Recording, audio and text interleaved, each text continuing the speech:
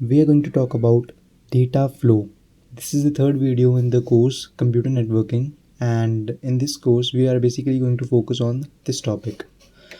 Now, first of all, what data flow is? Simply, we can term how the data is being transferred. Okay, data flow. Is it sending the data or is it receiving the data? Now, there are three types of data flows. The first one is simplex, then it is half duplex, then it is duplex or full duplex. What simplex is? Let us read the definitions, then we will go on the demonstration. Okay, so we can read here: communication device can only receive or send data in this data flow. In this data, communication is always unidirectional.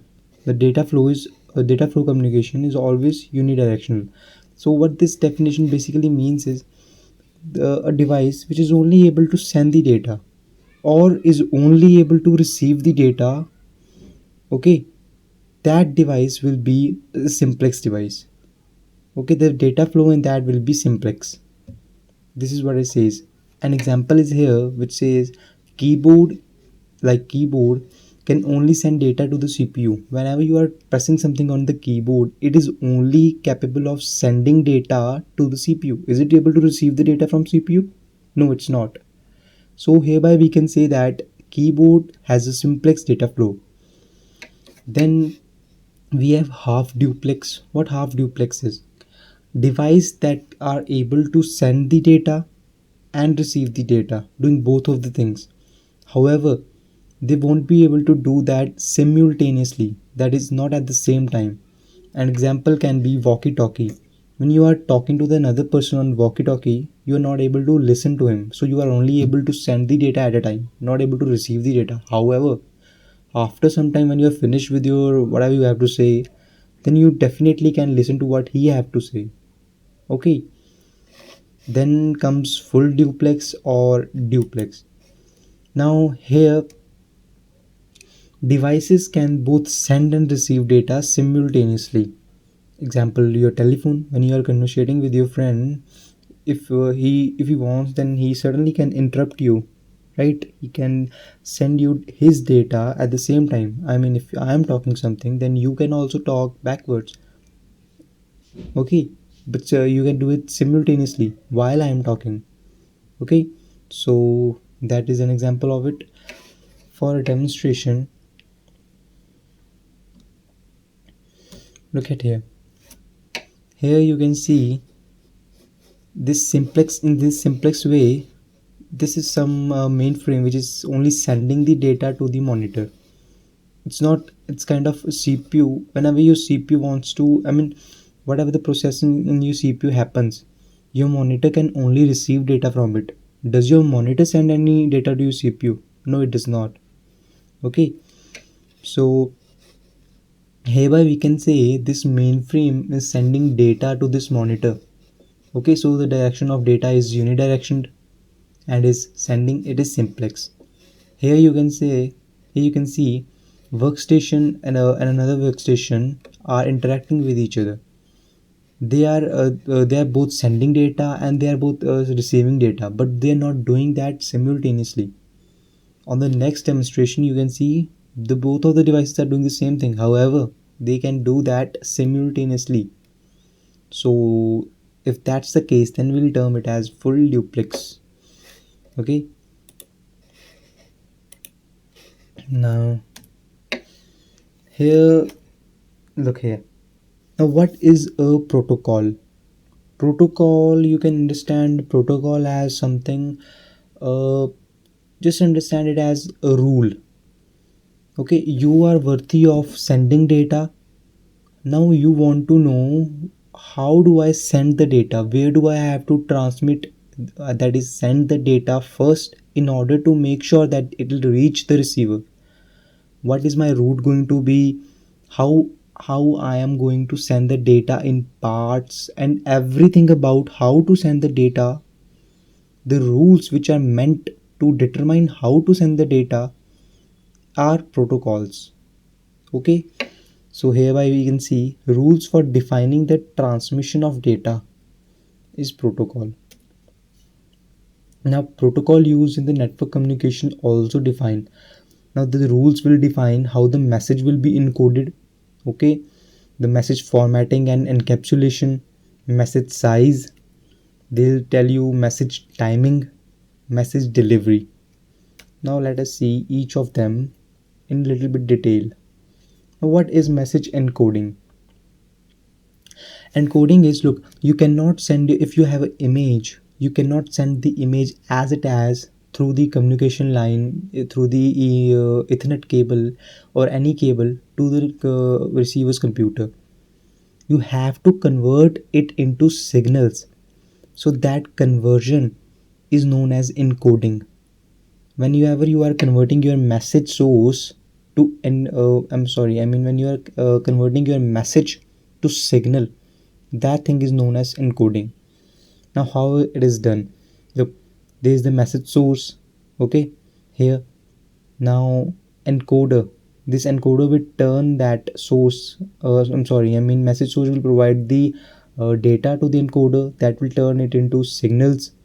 Then the transmitter will put that on the transmission medium. The transmission medium will give that data to the receiver. Then the receivers, when the receiver get those signals, he also have to decode them again to the information that you actually sent. So then it decodes, and then the message finally reaches the destination. Okay, this is how the encoding process takes place.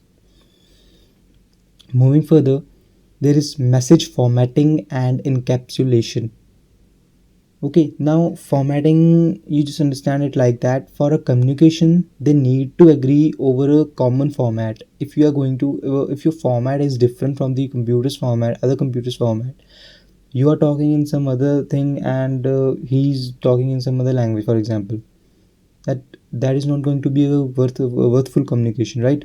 So the format should be agreed, they should be agreed over a common format in order to make communication successful. Okay, moving further, we have encapsulation. Now what encapsulation is, look, according to the statement, the information of source and receiver should be with the data transmitted to identify the sender and receiver. Okay, this just states that whenever you are sending a data, so the data, apart from its content, it should also have the details that who is the sender and to whom it's meant to go. It's meant to be received by whom. That is, the receiver's data and the sender's data should be encapsulated with the actual data. This is what this encapsulation says. Because otherwise, how are you going to find the receiver? Because you are not going to send your data directly to the other person via communication cable or something. You will be having another intermediary devices. You know, na? Intermediary devices. We learned about them in the previous lectures.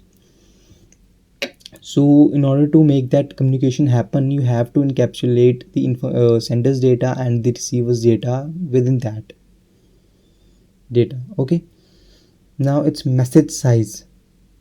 What message size is, look, uh, the communication cable will probably have its limit. It won't be able to send a GB of data in a single instance.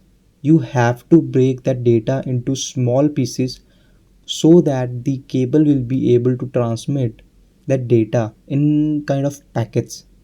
Okay, looking at the definition, it's long messages should be broken into smaller pieces to ensure that they don't exceed the capacity of the medium, that is the cable, via which they are being transferred. Okay, now the fourth one is message timing. What message timing is, it basically is flow control. Now flow control should be there to manage the separation between the speeds of sender and receiver. Now what flow control basically is, let's just first focus on flow control, what basically it is. Now suppose you have a receiving speed, I'm sorry, you have a sending speed of 3 MB per second, and if you are sending your data to me, I only have a receiving speed of 1.5 MBs per second. After 10 seconds, you would have sent me 30 MBs per second, but I only received 15 MBs per second after 10 seconds because I only have a speed of 15 MB per second. Now that the other remaining 15 MB per second will not be received by me because I probably might have a storage that can only store 15 MBs per second before receiving that actual data to my device. Just think that if you are sending that data and you send me 3 MBs per second, I only receive 1.5 MB per second. The other 1.5 MB was remaining, yet you sent another 3 MB on that. So that will increase the burden, and at the end that communication won't be able to happen.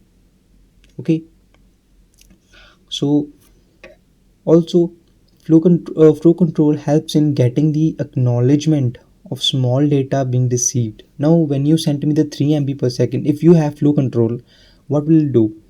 When you send me the 3 MB per second, oh I'm sorry, I mean when you send me the 3 MB data, now after receiving that, in actual it won't be that big, it will be small.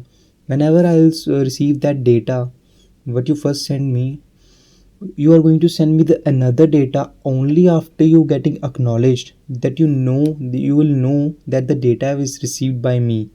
How would you know? I will send you an information that yes, I received the data. Now you are uh, free to send me the another remaining data. Okay, this is the first thing that the flow control will do. The another thing that it'll do is, if it does not get acknowledged, suppose I didn't got the data, I did not get the data. Now you probably won't be getting the acknowledgement. Sure, right? If I won't get the data, you won't get the acknowledgement. Then there's an expiry timeout. I'll wait for 3 seconds, and in between this time if I don't get that data, I'm sorry, I mean that acknowledgement, then I'll suppose that you haven't received it. So I am going to send that data again.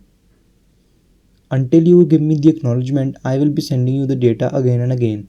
This is how it's work. Now flow control will be doing another thing that is firstly mentioned here. Flow control will suppose like this. Flow control is going to match your speeds. If you are only able to get 1.5 MB per second, then whether if I am able to give you data at 3 MB per second, but still I will give you data at the speed of 1.5 MB per second. This is what basically flow control does. Okay, moving further, we have message delivery. This is not a hard topic. This is just three composed of three things, that is unicast, multicast and broadcast. What is unicast? Sending data to a single device in a network will be unicast. Let me take an example of this. Suppose we have we can type here computer network of 5 devices connected via a switch.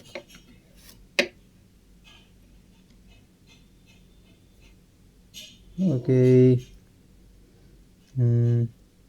yeah,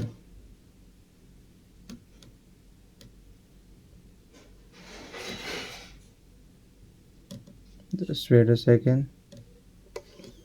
Now suppose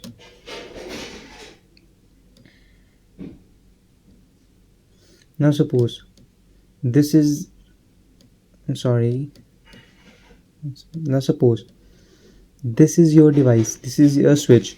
Now this computer is sending data only to this computer. Okay, this one is sending to this. Look here, this computer is sending this data, whatever the data is, only to one computer. Then this will be unicast. If this computer will be sending the data to this computer, this and this, but not these three, then that will be a multicast. Because instead of just sending to one computer, it's sending to 4 computers. in a network, then that will be termed as a multicast. However, if this computer was sending the data to each and every computer, every single computer in the network, then that will be termed as a broadcast. Okay, it's also written over here, sending data to a single device in a network is unicast. Sending data to bunch of computers, but not all the computers, is multicast. Broadcast is sending data to all devices in a network. Every single device, if is receiving the data that you shared, then it is a broadcast. Okay, so yes guys, this was it for today. I hope you liked the video, and please make sure to subscribe the channel.